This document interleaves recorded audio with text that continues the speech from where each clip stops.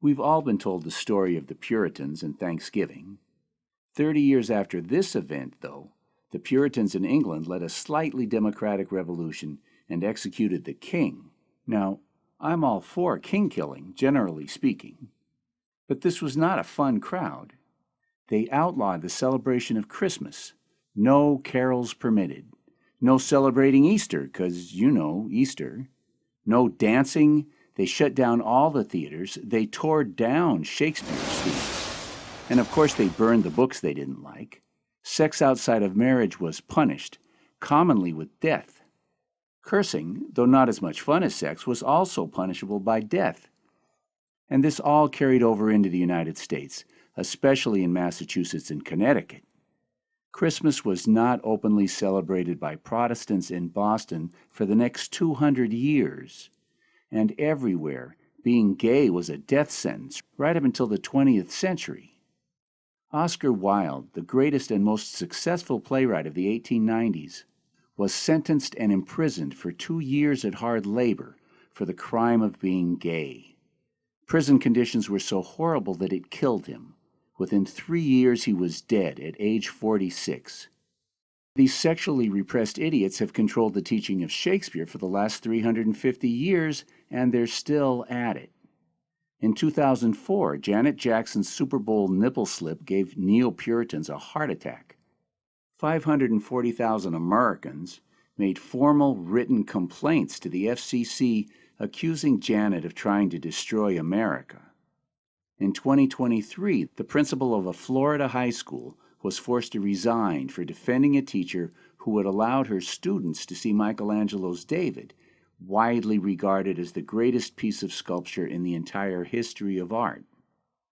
So the idiocy of the Puritans is very much still with us. And we'll see.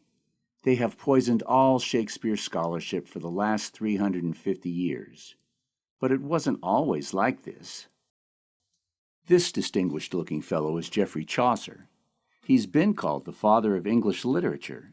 His most famous work is the Canterbury Tales, and the most famous story in it is this hilarious tale of a beautiful young wife married to a much older man. And she cheats on him, of course, as younger wives do, with some cute younger guy.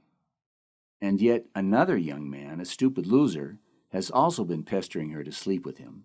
And one dark night, she offers the loser one kiss if he will promise to leave her alone.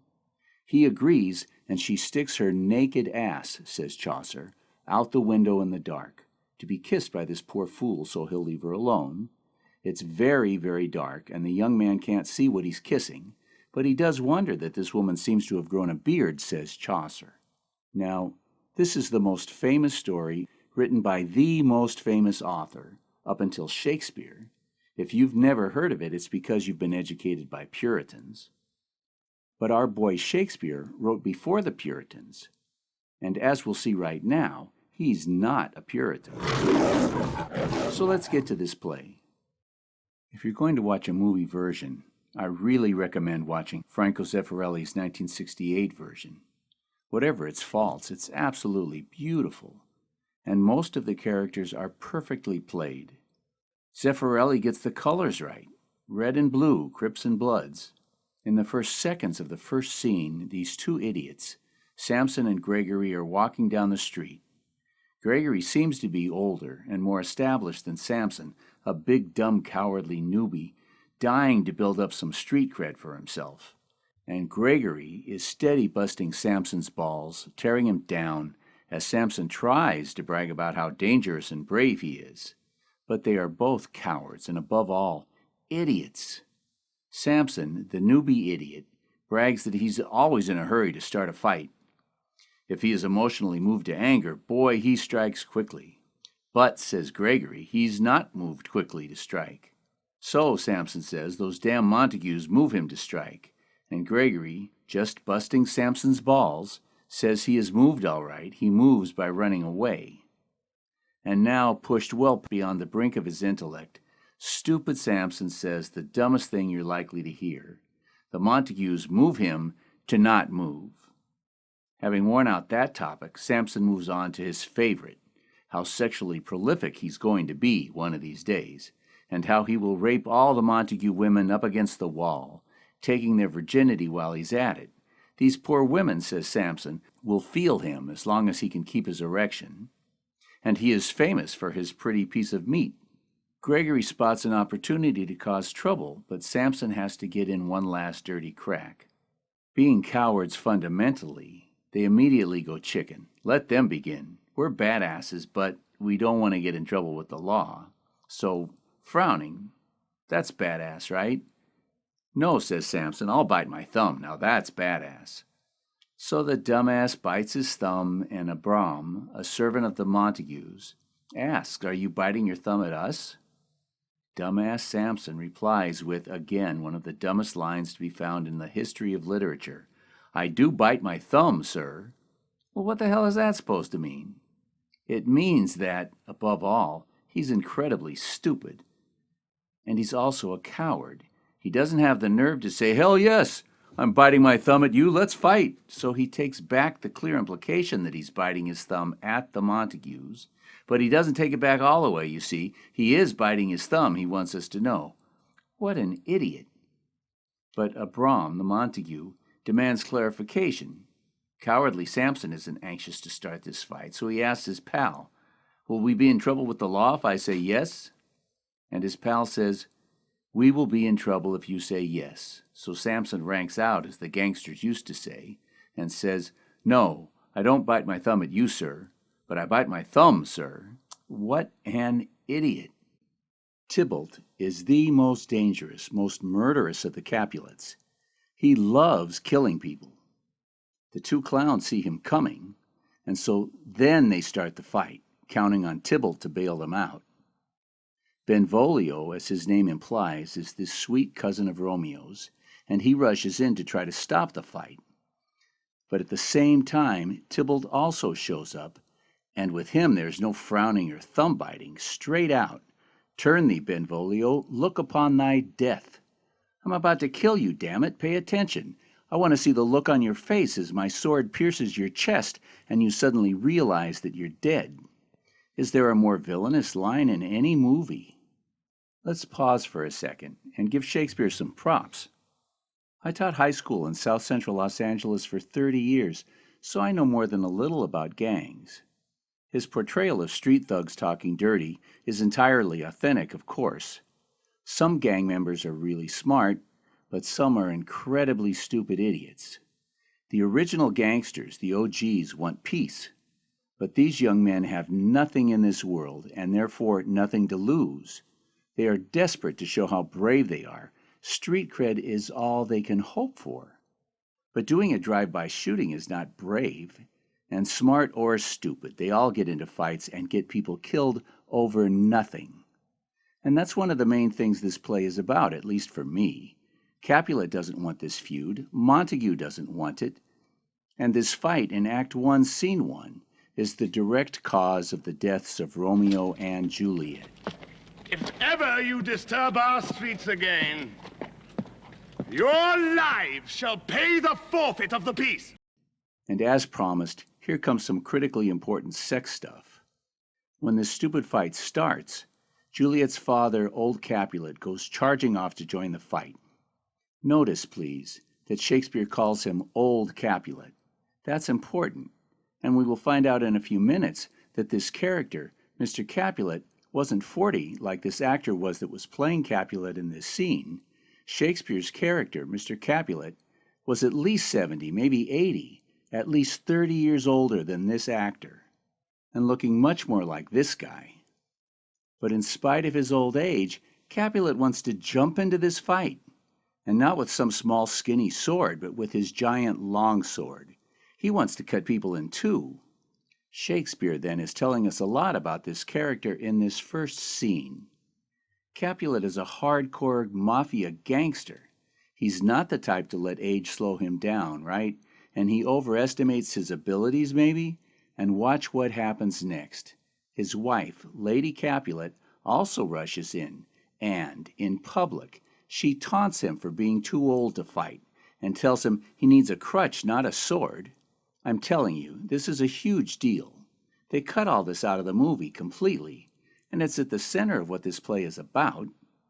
This actress, Mrs. Capulet, is 38 in this picture. But as we're going to learn in a minute, in the play, Mrs. Capulet, Juliet's mother, was 26. This is what this actress, Natasha Perry, looked like when she was 26. So be Shakespeare's audience for a minute and notice that he's rubbing your nose in this point, that Juliet's mom is this beautiful, vibrant young woman, and she's married to this really old guy who, it seems, she hates, and she wants the world to know she hates him. Why is Shakespeare showing us this? What does he want us to think? Two things, I think, obviously. First, how did this marriage happen? Obviously, it wasn't Mrs. Capulet's idea when she was 13 to marry a 60-year-old man. In a play celebrating young love, Shakespeare here is criticizing the abuse of young women who get married off by their parents to rich old men, says me. Second, he's pointing out that such marriages don't turn out well for the old men either, being abused in public this way, and, as we've seen, Shakespeare's audience would have been very familiar with this ugly situation, and the thoughtful ones would know that, of course, Mrs. Capulet is cheating on Mr. Capulet, and Shakespeare is inviting you, his audience, in this very first scene, to wonder, who is Mrs. Capulet's side piece? Do you have any thoughts on that question? Well, come on. Mr. Capulet is the violent head of this violent mafia family. Who's going to mess with his wife? You'd have to be nuts. Have we met any character who is sufficiently nuts, who loves danger enough to mess with the wife of such a dangerous man? Why, yes, we have. 6 minutes in, Shakespeare has invited us to ask who Mrs. Capulet is doinking, and simultaneously, he's given us one very plausible answer. Returning to the play, immediately after the fight, we learn that Romeo is an emo, a depressed teenager, and Benvolio promises to find out why. Romeo tells him he's sad because some girl named Rosalind refuses to have sex with him. Romeo says he's begged and begged her. He even offered her money to open her lap. But she told him, "Look, I'm gay. Leave me alone, you idiot." So, like most of the young men we've met so far, Romeo is also an idiot, but only in regard to love and women. He's not interested in killing people. Benvolio tells him to find someone else, and that's how they end up crashing the party at the Capulets. Also, right after the fight, Mr. Capulet finds himself being stalked by this ghoul, Count Paris. Just minutes before, the prince had threatened to kill Capulet if there's any more violence. Your lives shall pay the forfeit of the peace. But Capulet is saying he doesn't think it'll be a problem. Both he and Montague want peace. To get a full understanding of this situation, you have to read into things a little. This is the first line we hear in a conversation that started in another room. So you're supposed to ask yourself, what did Paris just say to get this response from Capulet? It seems Paris was telling Capulet he needs to be worried about the threat that the prince just made to kill him, and Capulet is blowing off such danger. What a thug. And Paris keeps pressing. He wants to marry Juliet. He's asked before and got a no, so now he's asking again. This is really low down. He's never even met Juliet. This is a strictly sexual and financial deal for him, and this request is backed by a threat. It's more of a demand. Buy your own safety by giving me your little girl to have my way with, and all your money. And it seems admirable, doesn't it, that Capulet tells Paris, "I already told you no once. Juliet's only 13. Come back in 2 years." And that low-down, dirty scumbag Paris responds, "Younger than she are happy mother's maid." What? 13, he says. She should have been having babies by now. Hell, 12 is ripe enough for me. Shakespeare wants you to hate this creep, eh? Those 12-year-olds ain't all that happy, says Capulet. It's not good for them. Regardless, I can't tell her who to marry. But don't be all butthurt. Come to my party tonight and meet some women, goddammit, and fade out. But now, wait a minute. What I like about Shakespeare, and any great story, is that the characters are real, recognizable even. Romeo's a stupid, horny boy. You've met boys like that. Juliet's a little more rash than the average 13-year-old girl, a little more willing to rush into marriage with some guy she's known for 20 minutes. But because this is quality literature, if you think about it long and hard enough, you'll find that there's an explanation for why Juliet does what she does, as we'll see in a minute. But there's something about that last scene that's a little too easy. Okay, Capulet's a thug and he won't be pushed around. I like that. And he wants the best for his daughter. I like that even more. But he must have been in some sensitivity training in the last 13 years, because he didn't used to be like that. He had no qualms about marrying a 13-year-old girl 13 years ago. He has a lot to gain by letting Paris do to Juliet what Capulet did to Juliet's mother, but he won't do it. He's changed somehow. How did that happen? That's a solid question. And if Shakespeare is as great as he's supposed to be, he'll give us a solid answer. Okay, now fade out. And fade in on Juliet's mom. And get ready to learn some stuff about Juliet and her mothers, plural. Old Capulet has told his wife that the pervert Paris wants to marry Juliet, and she needs to tell Juliet. But Juliet is nearly a complete stranger to her. You see, Juliet was raised entirely by the nurse, not by her biological mother, to the extent that Lady Capulet has to ask the nurse how old Juliet is.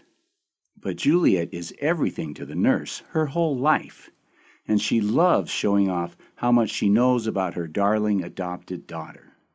She tells us that Juliet will be 14 in 2.5 weeks, so Juliet is 13.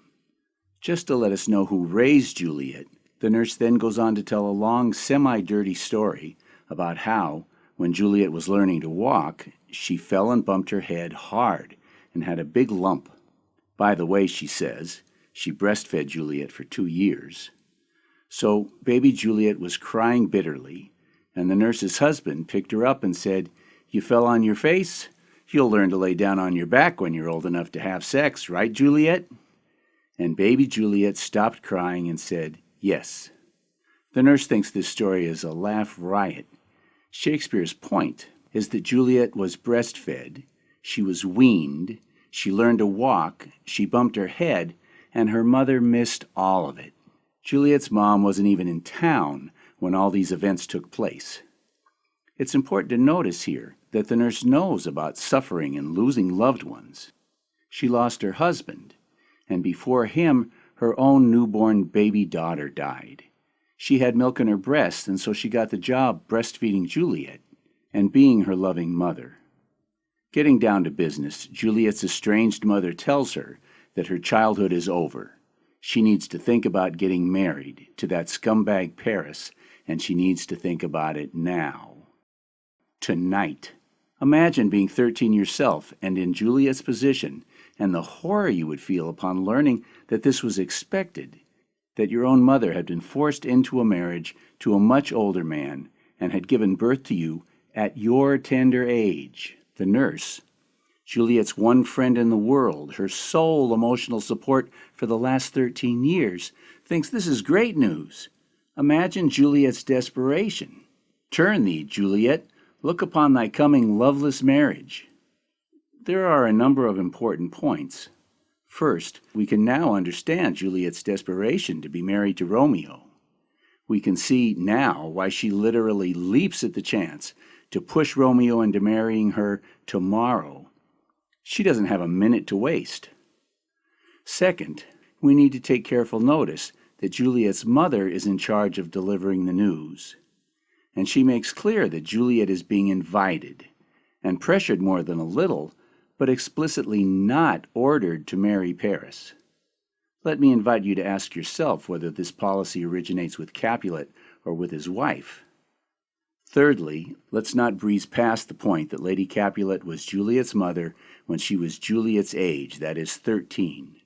13 years later, she's 26. Shakespeare is telling you this because he wants you to know. Finally, I'll bring it up at the end, but let's note that there's nothing about any of this that Shakespeare's audience would find unusual.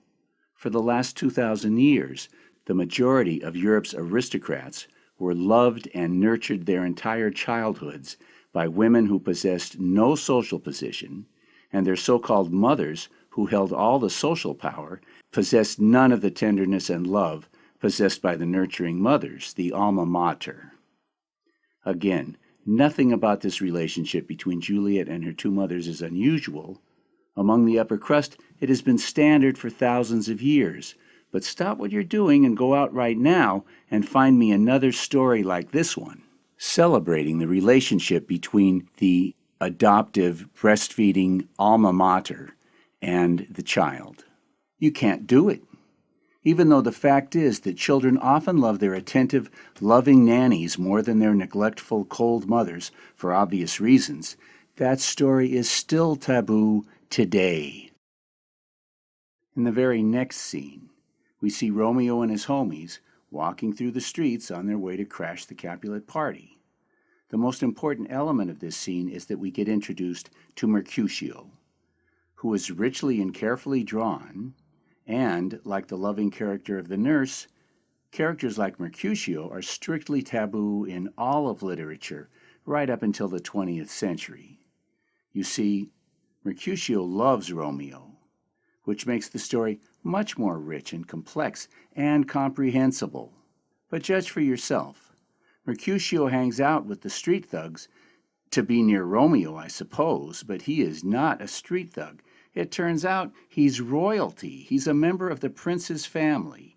He's on the list of those invited to Capulet's party, and man, does he have a filthy mouth.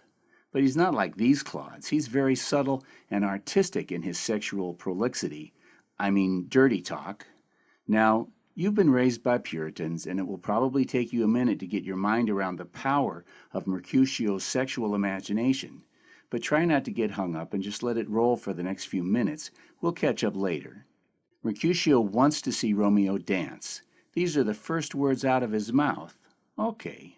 Mercutio tells Romeo to borrow Cupid's wings.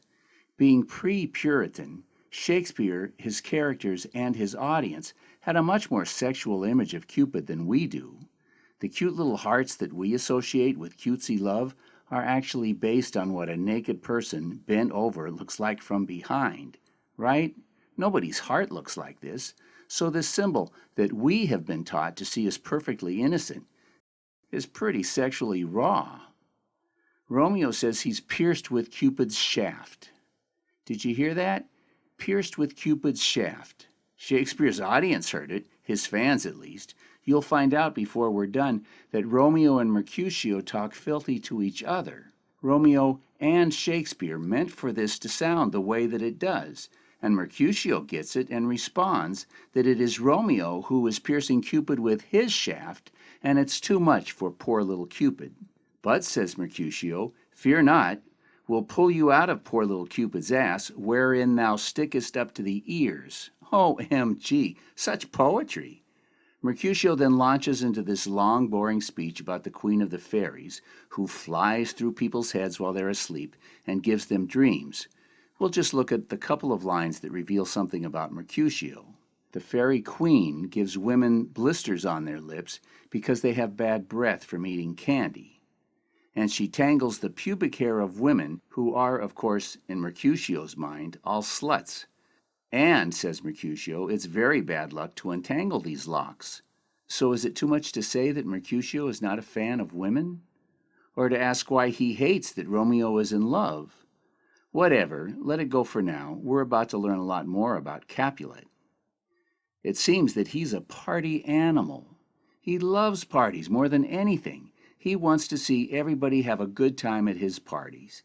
He tells the women as they come in that if they don't dance, he'll swear they have corns on their feet. 'Cause he hates parties where people stand around and don't dance. Romeo shows up with all his hooligan homies, all wearing masks, and Capulet loves that. They might be Montagues, but he doesn't care as long as they have come to party.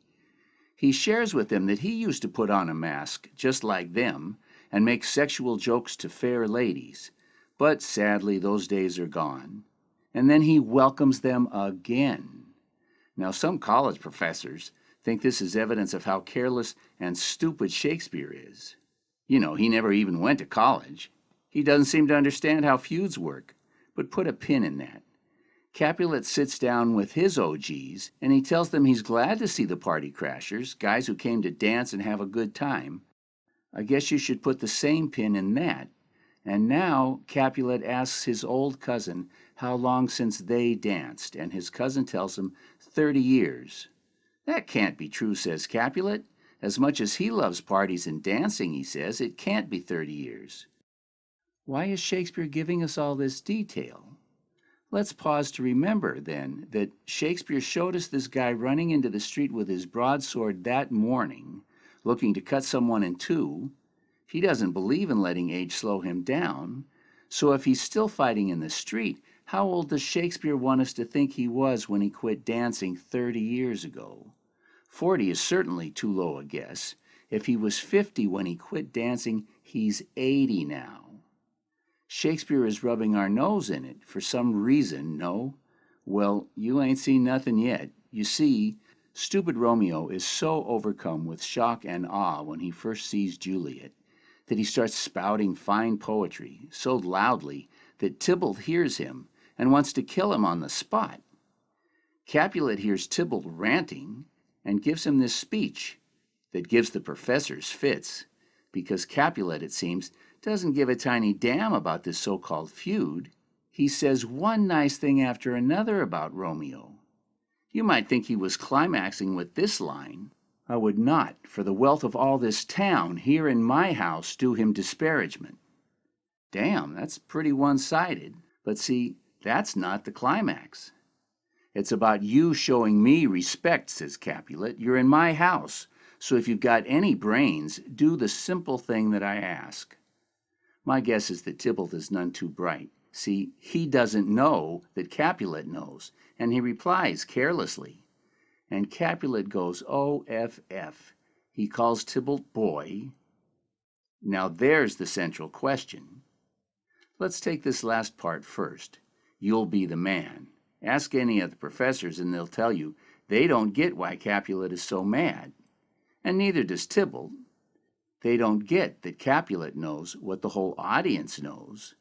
And when Capulet says you'll be the man, he means you're stooping my wife. Do you doubt it? Well, let's look at the prior sentence. The reason roosters fight is to see who sets cock-a-hoop, which one gets to stoop all the hens. Capulet just accused Tybalt of thinking he's the rooster who stoops all the chicks. And Capulet threatens him that he's going to pay a price for that. And he says it's about time. Now what does that mean? It means, obviously, this has been going on long enough. And as long as you kept your head down, says Capulet, and snuck around, that's one thing. But now you challenge me in my own house in front of my guests. Mary, 'tis time you paid the price. He's roaring this at Tybalt, but he suddenly catches himself, realizing that he might be harshing people's buzz. He's at a party, after all. And he turns and pretends to laugh at some joke, and then he turns back to Tybalt and says, be quiet.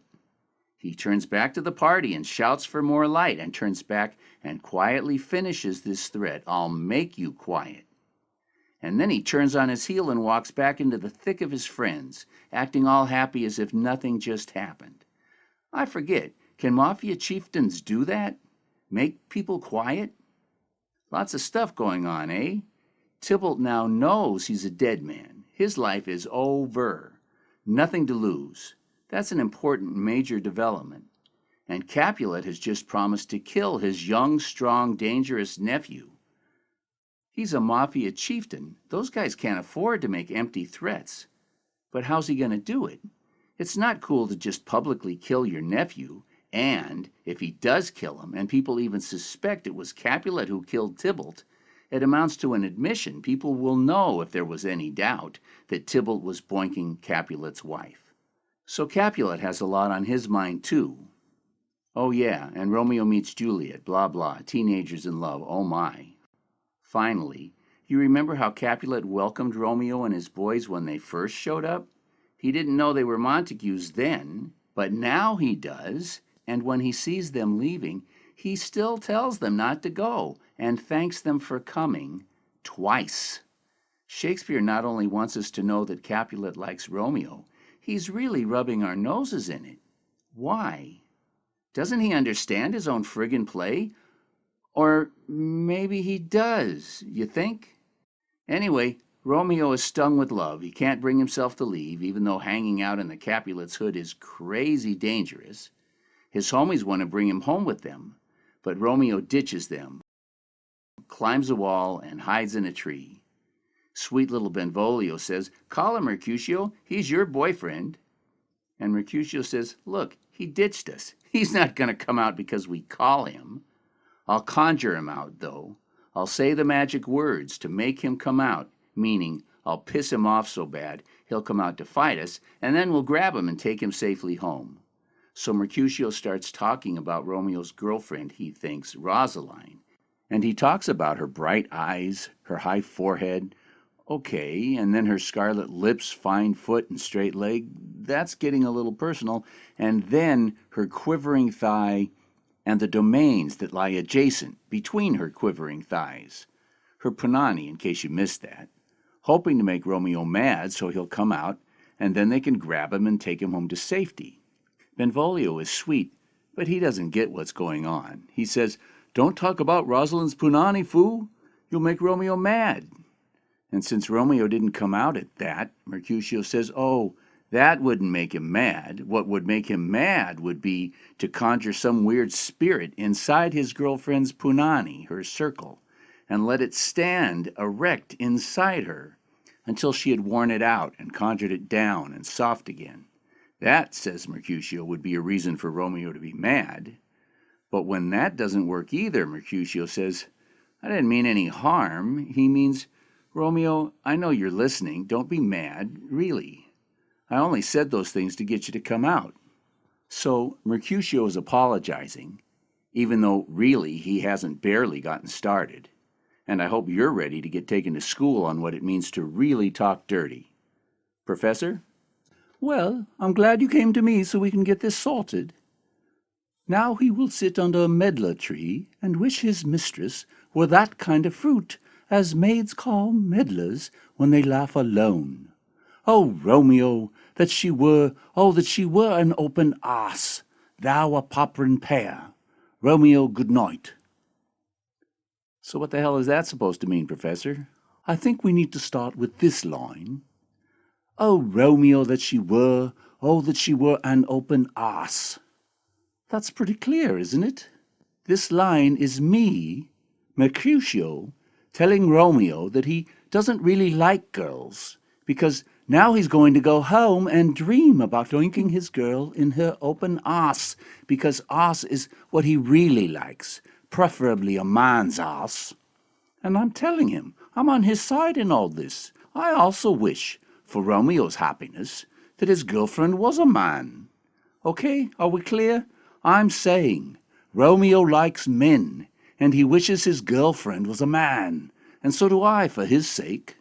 Now, if you have that idea clearly fixed in your head, let's go back and sort out this earlier bit. As maids call medlars when they laugh alone. When they laugh alone, meaning when maids are alone and talking dirty and laughing, there's a fruit they call a medlar. So when maids are talking dirty and laughing, what fruit do they call a medlar? Gay men get this joke. When a woman accidentally marries a gay man and finds that her new husband is paying more attention to some other man than to her, this other man is meddling. He's a meddler. Her husband is attracted to this meddler's ass crack. Slide. So, any fruit with an ass crack might be called a meddler, as a dirty joke. So I'm telling Romeo that he will now go home and sit under a medlar tree and wish that his girlfriend had a man's ass crack, which is so unnecessary when he could have my ass crack right now if he just had the good sense and decency to take it. Right? Right. Such poetry. And then this last bit. I wish for Romeo that he could be a vegetable dildo, a popperin pear, get it? Popper in, to pop into the open arse. And I'm out. I'm going to the crib. But I'll be back. Look it up. Truckle bed is crib. I was actually thinking of skipping the balcony scene. It's brilliant dialogue and masterfully written, but there's nothing sexual or coded. Shakespeare does reveal to us, though, important things about Romeo and Juliet. You remember Juliet's mama told her, think of marriage now, 'cause if you don't. And so, dutifully, she's thinking about it, and she's raving to the night sky how much she loves Romeo, while Romeo listens hidden in the bushes. He can't decide whether he should reveal himself or not, until Juliet says, "Take all of me," the most sexual language in the scene. And hearing this, driven purely by hormones, Romeo leaps out of the bushes and says, "Hell yes, I'll take all of you." So Juliet is motivated in a very serious way by the very serious imminent threat of being pushed into a loveless marriage, and Romeo's just a stupid horn dog. This difference between the two is worth mentioning. I also wanted to share this exchange that I hope you recognize. Juliet tells Romeo, "Tell me where and what time tomorrow we're getting married." And of course, the nurse chooses this exact moment to interrupt, and Juliet has to stop and call back to her that she's coming. And then she turns back to Romeo and says, "If you're just trying to get laid and if you don't really want to marry me." But the nurse calls again, and Juliet has to interrupt her touching proposal of marriage a second time to call back to the nurse before turning back to Romeo to finish her sentence, that Romeo should leave her to her grief if he doesn't want to get married. I'm hoping this reminds you of Capulet's threat to murder Tybalt. Reality tends to interrupt the stuff we think is important. That's life, says Shakespeare. The next amazing character we get introduced to is the priest, Friar Lawrence. Like the nurse and Mercutio, the friar's character is another stunning achievement. As we meet the good priest, he's out amongst his beloved plants, praising their powerful medicinal and medical properties, all of which he knows intimately. The guy is a botanical genius. This ends up being important to the plot. Okay, but what is crazy is that 260 years later, a very similar friar, Gregor Mendel, conducting brilliantly precise and simple experiments with peas, discovered all sorts of principles of modern genetics 100 years before his time. In this silly play, Shakespeare presents us with a figure who was absolutely recognizable as the later giant of science, Mendel. Amazing. The priest is surprised to see Romeo up at dawn, and concludes almost immediately that he must have been doinking Rosaline. But Romeo says now he wants to marry Juliet, today. The priest tells Romeo he's an idiot, but a useful idiot perhaps, because maybe this marriage will make peace.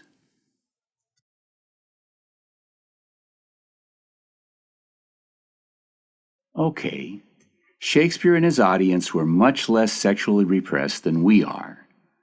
The reason for taking up all this sexuality in the first place is that we need to understand the sexual action and the sexual tension in the play in order to understand the story that Shakespeare's trying to tell us. So we're going to have to put up with at least a little more abuse of our friggin' ears by Mercutio and from his best friend Romeo. It's 9 a.m. the next day if you're paying attention, and Mercutio and Benvolio are hanging out. Mercutio is worried about Romeo, not because he's afraid that Capulet's got him, but because, like the priest, he's afraid Romeo was with Rosaline, though obviously Mercutio is not worried about sin. But, Benvolio tells him, Tybalt is planning to kill Romeo ASAP. Mercutio complains that Romeo is already dead to him. He's lost Romeo's love to a woman, and, you'll pardon my pointing out, butt shaft? Romeo is already dead from the shaft that Cupid stuck into Romeo's butt.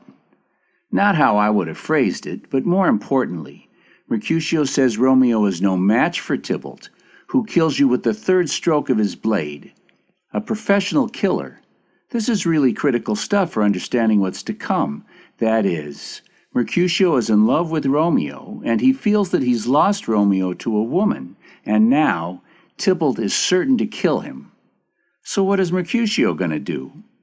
We might predict that, having lost the love of his life, he is going to challenge Tybalt himself. If he kills Tybalt, great, Romeo is saved. And even if Tybalt kills Mercutio, the prince is certain to kill Tybalt, both for fighting in the street, as he promised to do, and for killing a beloved member of the prince's family, i.e. Mercutio. So Mercutio can save Romeo's life by getting Tybalt to kill him instead. It's not a small point if we're trying to understand the play. Mercutio has to get in one last dirty crack about how gay fashionistas have sore butts. As Romeo comes walking up, Mercutio complains that Romeo has used up all his sperm, his roe, and now he smells like fish, like Rosalind's domains that lie adjacent to her quivering thighs. And he complains to Romeo that he ditched them last night. Romeo apologizes, and then there is this long exchange that is absolutely incomprehensible. I was supposed to be teaching this play to my students, but I had no clue what it meant. And then I got taken to school by these two guys at a football game at Jordan High School in Watts, where I was teaching. These two guys were bagging on each other, and the giant guy told the little one, "I'ma bust your booty till it breaks." And the little guy responds, "I'ma bust your booty so good it'll make you go woo woo woo." So what's the lesson? These guys living the thug life talk dirty. Well, we knew that. And they talk a lot about busting each other's booties. That was news to me then. I heard it again, though, 100 times. So now let's try again to see if we can figure this out.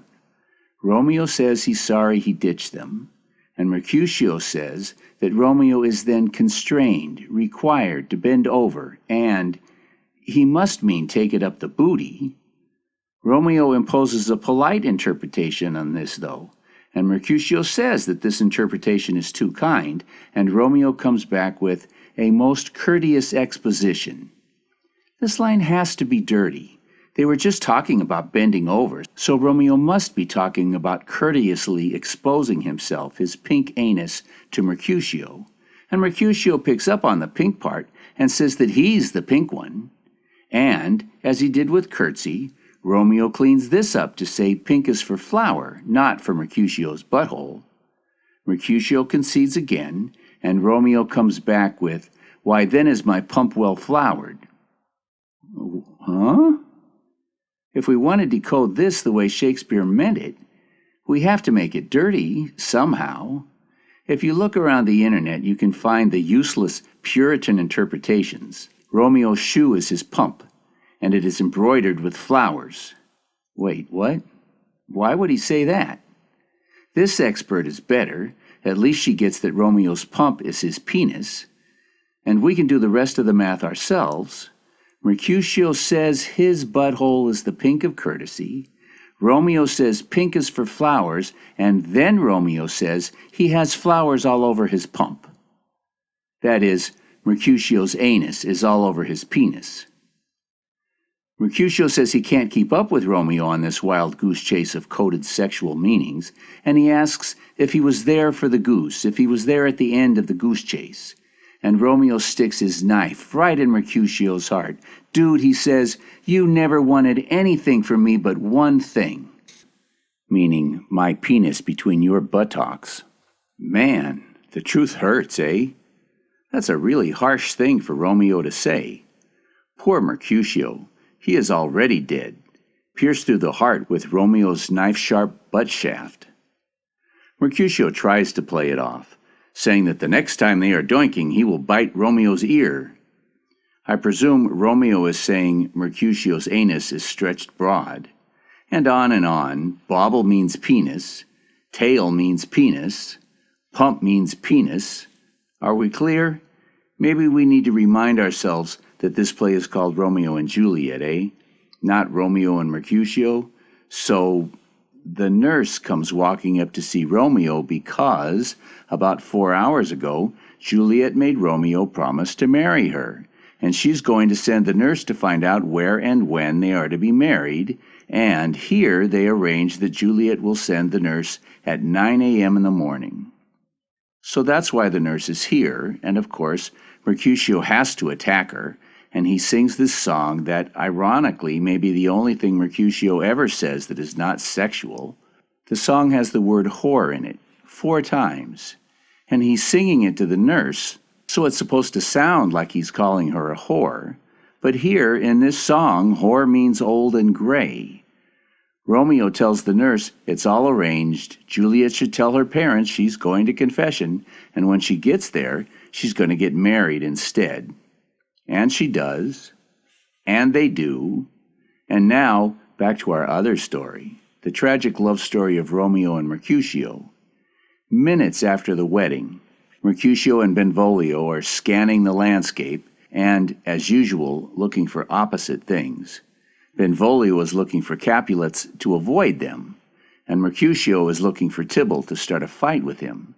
And he's steeling himself for the coming bloodshed. Either he's going to murder Tybalt, or Tybalt's going to murder him, and he's trying to work himself up for it. As a distraction for himself, he accuses Benvolio 10 times of being the one who wants to fight.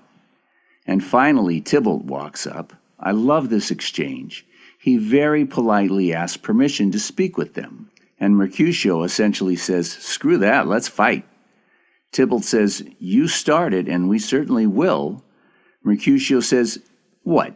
You want me to bite my thumb? You are Tybalt, right? You started." Now, we haven't been goofing around. There was a reason for going over all the sexual stuff. Obviously, by fighting Tybalt, Mercutio is committing suicide. Has Shakespeare given Mercutio a reason to kill himself? I say he has, in spades. If Tybalt kills anybody today, his life shall pay the forfeit of the peace. So he also is committing suicide. Has Shakespeare given Tybalt a reason to kill himself? I say he has. My point is that without the sexual stuff, this story is weak. Are we supposed to think that these two characters commit suicide for no reason? That's not good writing. And it's not what Shakespeare wrote. And now, watch this. Mercutio tells Tybalt, "You say something to start this fight." And Tybalt rears back and delivers his worst possible insult. "Mercutio, thou consortest with Romeo." You're Romeo's bitch, more or less. Let's take a minute to note. Mercutio just asked for an insult, to justify a fight to the death. And that's what Tybalt says? He can't mean anything else. It's right there in the dictionary. Shakespeare's rubbing our noses in the relationship between Romeo and Mercutio because he wants us to understand what's about to happen. Mercutio pretends Tybalt accused him of being a musician. Mercutio wants us to think that in order to start a fight, Tybalt called him a musician. So Mercutio is wild and rude and rich and royal, but he can't even admit that someone is accusing him of being gay. So let's note that even though people in Shakespeare's time were less sexually repressed than we are, Mercutio did not feel free to be open about his sexuality. But Romeo comes walking up, and Tybalt is done with Mercutio, and he turns his full attention to killing Romeo. I think this exchange is also brilliant. Tybalt immediately invites Romeo to fight, and Romeo tells Tybalt that he loves him. "Villain am I none. Later, you've obviously mistaken me for somebody else." As we've seen, Tybalt is a rather stupid thug, and we see here he has a very limited imagination. He's called Romeo a villain. That's always worked in the past, but not this time. So what now? How about calling him boy? No? So he tries another standard. "I don't accept your apology," even though Romeo didn't apologize. How about a command? "Turn and draw." Maybe he should bite his thumb. Or talk about Romeo's girlfriend's private parts. That always works. Let's note, because it'll be important in a minute, that this is not an apology. It's a denial. More like calling Tybalt a liar than apologizing. We get yet another expression of Romeo's love, and a coy reference to the fact that Romeo is now a member of the Capulet family through marriage. Another expression of Romeo's love for Capulets in general, but no begging, and in fact, a command of his own. "Chill, dude." That's a pretty damn good speech. Romeo had Shakespeare to write it for him after all. Again, Romeo doesn't accept the insult. He doesn't apologize or submit in any way, and he ends with a command. But Snatching disaster from the jaws of an impending happy ending, Mercutio decides that he has spent way too much time this morning preparing himself to die. He can't just let Tybalt walk away empty-handed. Tybalt is also unhappy that he hasn't done anything to get himself killed. So when Mercutio says he wants to rape one of Tybalt's 9 lives and beat the excrement out of the rest, Tybalt says, "Oh, hell yes, let's do this." And in no time, Mercutio is dying, with all the drama on his way out that any drama queen could ask for. Before we devolve into the coming madness, let's pause for a moment to emphasize. First, Romeo did not vilely submit to Tybalt. He subtly and proudly declared himself a member of the Capulet family, which was only true. So, again, Shakespeare has either provided us with a badly written character who commits outrageously stupid, murderous acts for no reason whatsoever, or he has brilliantly provided us with a desperately lovesick, jilted ex-lover who commits suicide in the most dramatic fashion possible for any drama queen, 400 years before such a topic might be addressed again in popular culture. I don't want to make too much of it, but Romeo at this moment has to choose between 2 options: going home to Juliet and consummating his marriage by having heterosexual man-woman sex, or throwing all that away by avenging the death of his stupid former lover, by killing a guy who's already dead, right? The prince will likely kill Tybalt before sundown. I don't know if Romeo is supposed to be bisexual or homosexual or heterosexual, but his choice here doesn't favor Juliet, eh? And in case you missed it the first time, Shakespeare has Tybalt remind you that he thinks Romeo and Mercutio are a couple. Romeo throws away his future with Juliet to needlessly avenge Mercutio's death, and then runs off to see the priest. An impromptu trial convenes with all the witnesses and all the families and the prince presiding over all. Mrs. Capulet throws herself on her lover's body and calls him prince, cousin, and husband, and then she screams for blood. Let's note a couple of things, please. It is screamingly against etiquette for Lady Capulet to be speaking at all in this arena. This is court. Capulet should be speaking for the family, not his 26-year-old wife. If modern scholars haven't picked up on this, you can't blame Shakespeare. He was hardly subtle. You have to blame the Puritans. But you ain't seen nothing yet. Benvolio tells the prince the story of the fighting, very much as it happened, and when he's done, Mrs. C now screams for Romeo's blood. The prince seems like a good guy. He hates all the killing, and he's not looking forward to killing anyone else when he asks, "Who do I have to kill now?"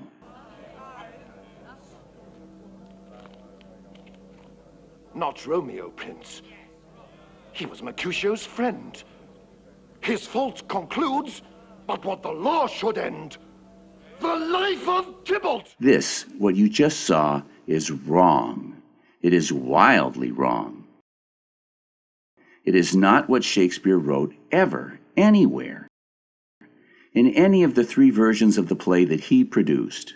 But today, this baseless error, this garbage, is in every single version of the play now in print or out of print. But what are you going to do? The Puritans are in charge, and they can't see why stupid Shakespeare would give this line to Capulet. Why would Capulet say that? So they fix Shakespeare. Good grief. Capulet is as much as saying, Mercutio was doinking my wife and insulting me in my own house. I was worried about how I was going to kill him, and Romeo did it for me. What a guy.